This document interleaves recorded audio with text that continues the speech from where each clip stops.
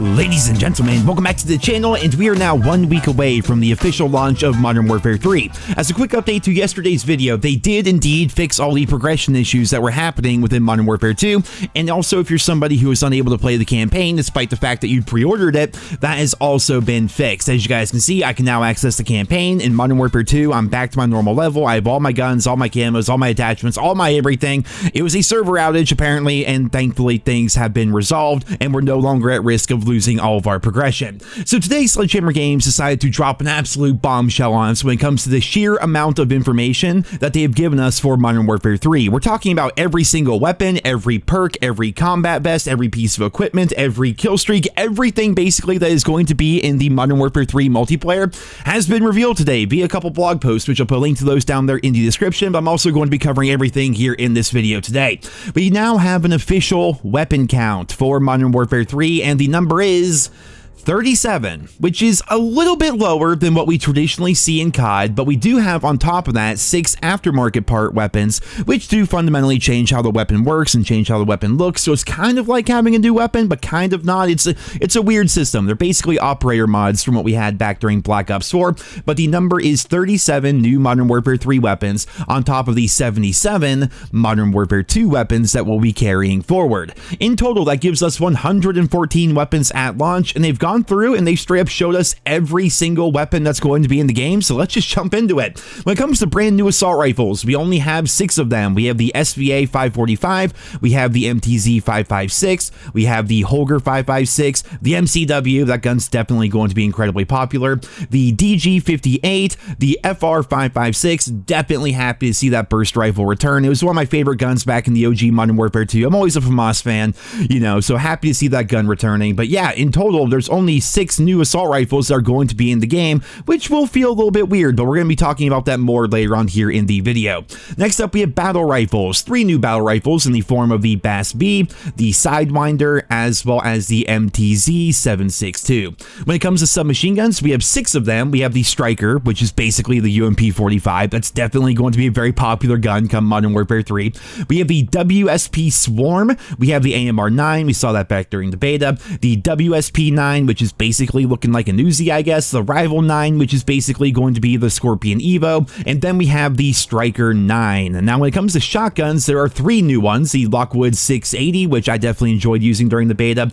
The Haymaker, which is the weapon that comes equipped with the Recon Juggernaut, which I was definitely using a lot of that during the beta as well. And then we have the Riveter. There you guys go. 3 new shotguns. For some reason, right, we're getting like 6 SMGs, like only 5 assault rifles. But for some reason, they're like, hey, you guys like light machine guns? Because here's 5 of them. Like, it's just weird we're getting the same amount of light machine guns basically as we are like assault rifles and SMGs. It's kind of weird. But here we have the don't make me pronounce that. Polmuit 762, dude. I don't know how to pronounce shit. The DG58 LSW, the Holger 26, the Bruin MK9, as well as the TAC Eradicator. Those are going to be the new light machine guns. When it comes to marksman rifles, we have the KVO Enforcer, the MCW 6.8, the DM56, and the MTZ Interceptor. 4 new marksman rifles here from Modern Warfare 3. Only 3 new snipers, which is weird. We have the CAT AMR, we have the longbow, and then we have the KV Inhibitor. When it comes to pistols here, we have the COR 45, the Renetti, the TYR, as well as the WSP Stinger. And when it comes to launchers, there's only 1 new launcher, which is going to be this little RGL 80 thumper looking thing here, which is actually kind of nice because on one hand, it does seem like we're getting like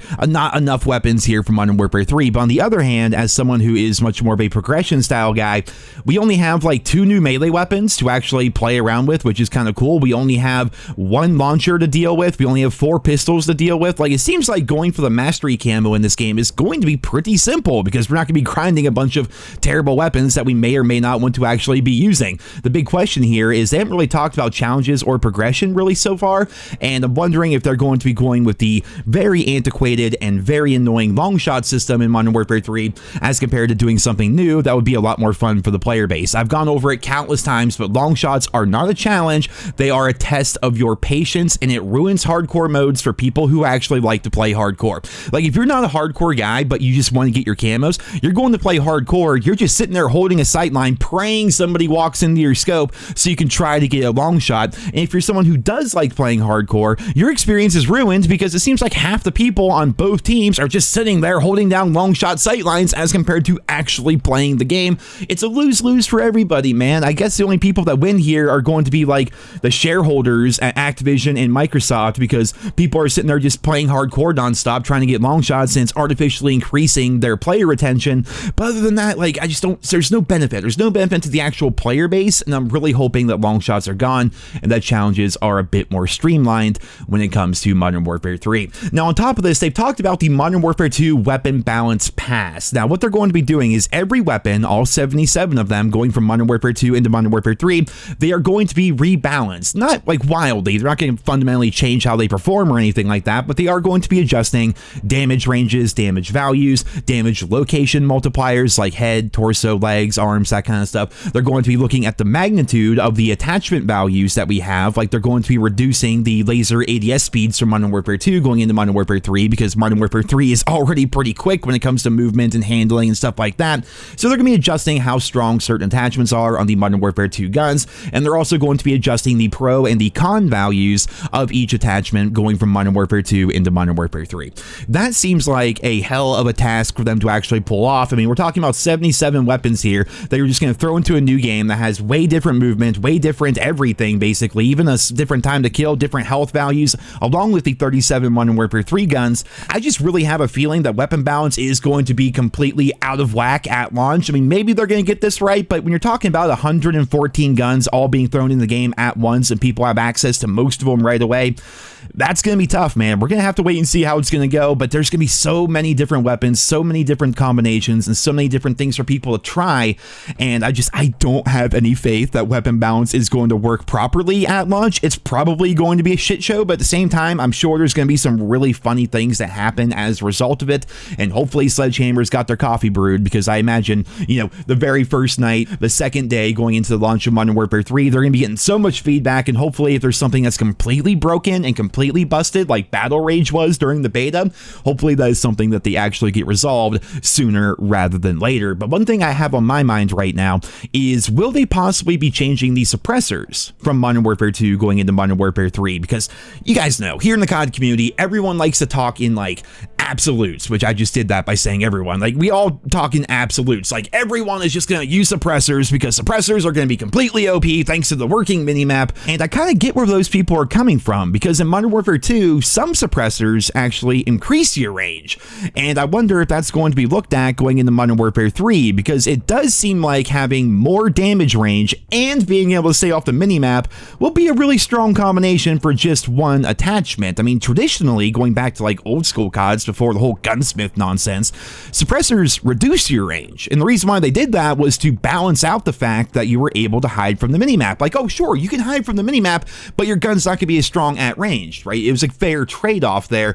But some of the Modern Warfare 2 suppressors will keep you off the minimap while increasing your range, and that doesn't seem like good balance to me. That does seem like people are going to be wanting to run suppressors a lot more than they otherwise would.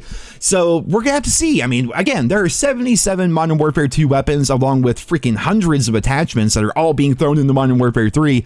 I have no clue how that is all going to work and how all that is going to play out. But just let's go ahead and just get back to the blog post here, and we're going to start talking about a couple more things that they revealed today. They're going to be changing up Gunsmith a bit to try to make it more streamlined and easier to understand. And as you guys can see, we're going to be seeing the return of detailed stats on every weapon, which looks very nice.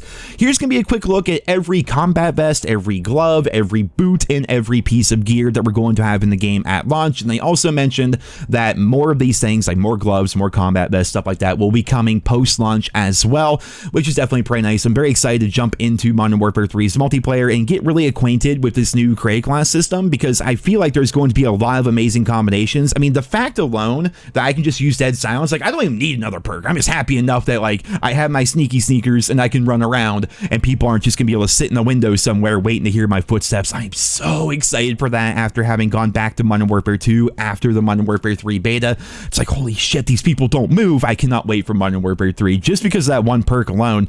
But that's only one piece of the puzzle. That's only one part of your entire class, and depending on your weapon and depending on your playstyle, there's gonna be a lot of combinations here as compared to what we saw in the game like Modern Warfare 2, and I'm definitely pretty excited about that. Last but not least, let's go ahead and quickly take a look at all the kill streaks that are going to be available within Modern Warfare 3. I'm going to put the kill streaks themselves as well as their values on your screen. I mean, that's all fine. My biggest thing about kill streaks is, will they actually be worth going for? Because it seems like back when Call of Duty was initially blowing up, I'm talking about the OG Modern Warfare 2, Black Ops 1, Black Ops 2, Modern Warfare 3, like the OG days, the golden era, some people might call it. A big part of what made COD amazing and separated from the pack were the kill streaks. Like, kill streaks were fun to go for. Tactical nukes, chopper gunners, AC-130s, swarms, attack dogs, all of these things, right? Blackbirds. But kill streaks in recent years, especially since like the new era with Modern Warfare 2019, it really seems like kill streaks themselves are not all that powerful, and they're also very easily countered. I mean, a chopper gunner in Modern Warfare 3 is going to be a 12 kill streak. It used to be a 9 back in the day, but it's either going to be a 12 kill streak or a 1500 score streak, depending on which way you want to play. You can choose to have kill streaks in your matches, or you can choose to have score streaks. I think overall score streaks are better if you just simply play the objective, but 1500 score for a chopper gunner that can get shot out of the sky in like 5 seconds because enemy players have spawn protection, and if you put the FMJ rounds on your gun, you just shoot air support out of the sky ridiculously easily.